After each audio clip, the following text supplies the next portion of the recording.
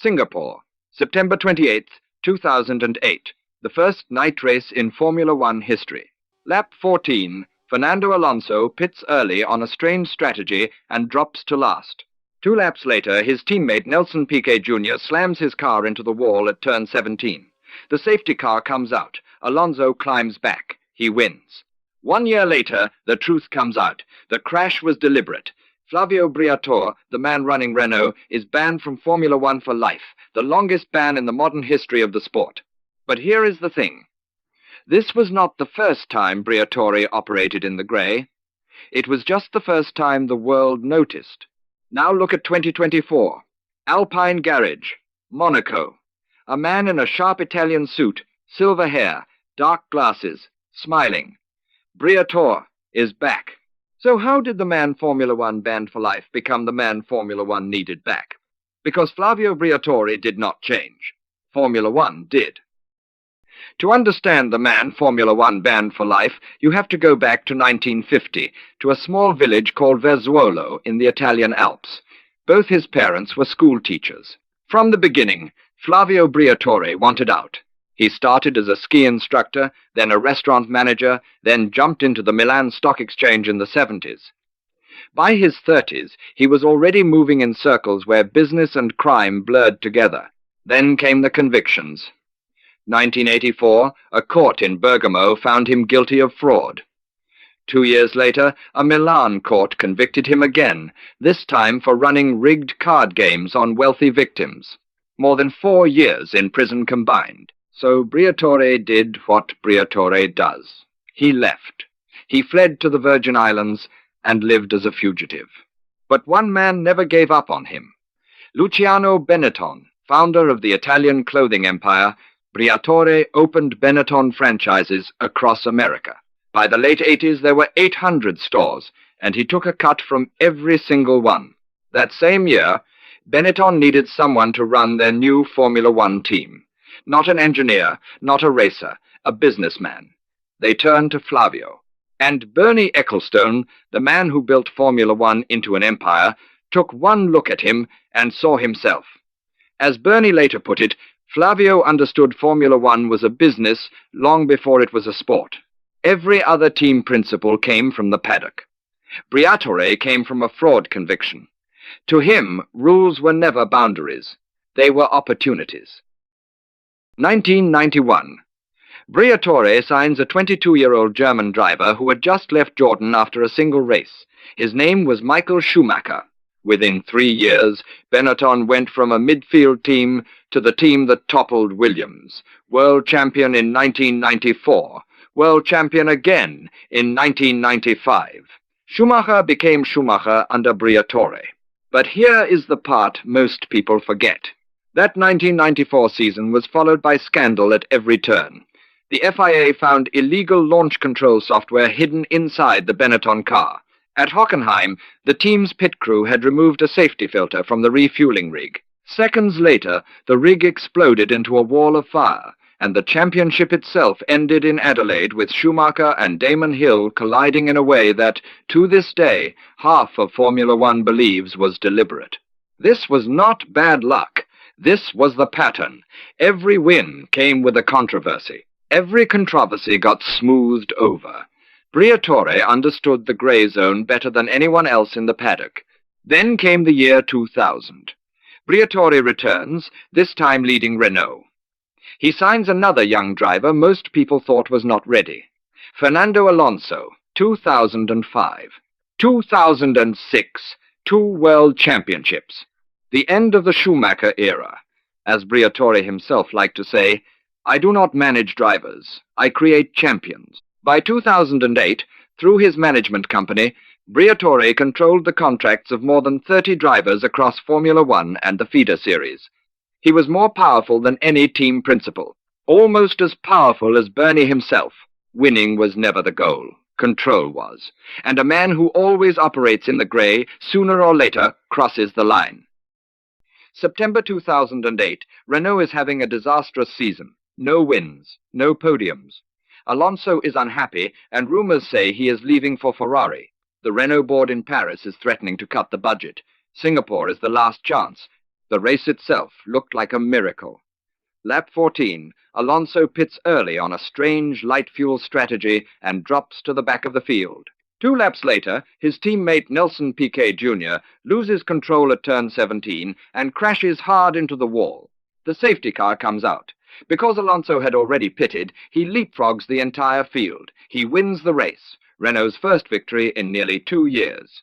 Briatore looks like a genius again. 1 year later, everything falls apart. In the middle of 2009, Renault fires Piquet Jr., and Piquet does not go quietly. He goes straight to the FIA with everything, including the meeting where he says he was told exactly which corner to crash at and exactly which lap. Piquet Jr. himself put it in his official statement to the FIA. He said he was instructed by Mr. Briatore and Mr. Simmons to crash his car at a specific corner. Pat Simmons was Renault's engineering director, a man respected throughout the paddock for 30 years. The fact that he was named alongside Briatore turned the scandal from one man going rogue into something much bigger. The whole team had its hands dirty. Then came Max Mosley, the FIA president. Mosley was at the peak of his power, and he needed a moral victory for the FIA. Briatore was the perfect target. The verdict came down in Paris on September 21st, 2009. Briatore banned from Formula One for life. Simmons banned for 5 years. Renault itself suspended sentence only. The team kept racing. The man at the top took the entire fall. Damon Hill called it, Jackie Stewart called it, Niki Lauda called it. The whole sport wanted Briatore gone. But here is what almost no one talks about. In January 2010, a French commercial court overturned the ban. The court ruled the FIA had no legal authority over a man who did not hold an FIA license. Briatore and the FIA reached a private settlement. He would stay away from Formula One until the end of 2013. After that, he was free. Crashgate was not a moral accident. It was the same instinct that built Schumacher and Alonso pushed 1 inch too far. The same hunger that made him a champion maker is the one that destroyed him. Anyone else would have disappeared. Briatore did not. While Formula One tried to forget him, Briatore was busy doing the opposite. The billionaire club in Sardinia, the playground of Europe's super-rich. The Yacht Force Blue, 63 meters long, one of the most photographed boats in the Mediterranean. A daughter, Leni, with the supermodel Heidi Klum. A marriage to the Italian television star Elisabetta Gregoracci. While the rest of the paddock tried to look modest and professional, Briatore did the opposite. He flaunted everything. The wealth, the women, the lifestyle. To him, success was something you wore in public. And to the British press, that made him vulgar. Unforgivable. But 2 men refused to let Formula One forget him. Fernando Alonso never publicly criticized Briatore, not once, not even 16 years after Crashgate. To Alonso, Flavio is family. What people say outside does not change that. And Bernie Ecclestone defended him in the British and Italian press for years. When Liberty Media pushed Bernie out in 2017, the 2 of them became the old guard together. 2 men who once ran Formula One, now left behind by the history they helped write. The people who actually worked with Briatore did not see a villain. They saw a man who did whatever it took to win, and never pretended otherwise. Maybe the official story about him missed something. 2014. Formula One enters the hybrid era. V6 turbo engines combined with energy recovery systems, the most advanced power units ever built. They cost between $200 and $300 million per team per year. The engine noise drops by 30 decibels. The grandstands at Hockenheim sit half empty. The German broadcaster cancels its contract. And Briatore comes back, not as a team principal, as a critic, the loudest one in the sport. He says the engines cost too much. The cars are too complicated. And nobody, not the fans, not even some of the drivers, actually understands what is happening anymore. He attacks the hybrid power units as technology for the sake of technology. He calls the cost cap bureaucratic theater. He says modern drivers are too protected, too media-trained, too polished. He says the FIA's endless rule changes are killing the show. Toto Wolff, Christian Horner, The new generation of team principals in tailored suits talking about KPIs and brand values. Briatore looks at them and sees everything Formula One was never supposed to become. And then comes the twist nobody saw coming. By 2023, Alpine, the team formerly known as Renault, is in chaos. They finish near the bottom of the championship, their CEO is fired, the team is in freefall. In June 2024, Renault Group makes the announcement. Flavio Briatore is returning. As executive advisor, the man banned for life is now running the team in everything but name. The British press explodes. The Guardian calls it a shameful return. The Italian press celebrates. The paddock stays silent, which means nobody has the courage to oppose him publicly. The man who once bent every rule was now calling out a system built on them. And Formula One, the system that pushed him out, was quietly admitting that maybe he was right all along. Was Briatore hated because he was wrong? Crashgate is real. He fixed a Grand Prix. There is no way around that. But the same man, for over a decade, kept saying Formula One was losing its soul.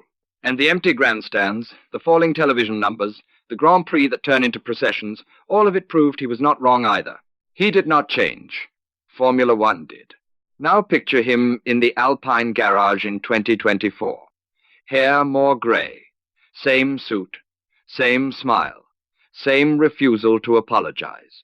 Formula One spent 15 years trying to forget Flavio Briatore. And then it called him back. Because Flavio Briatore did not break Formula One, he exposed how it really works.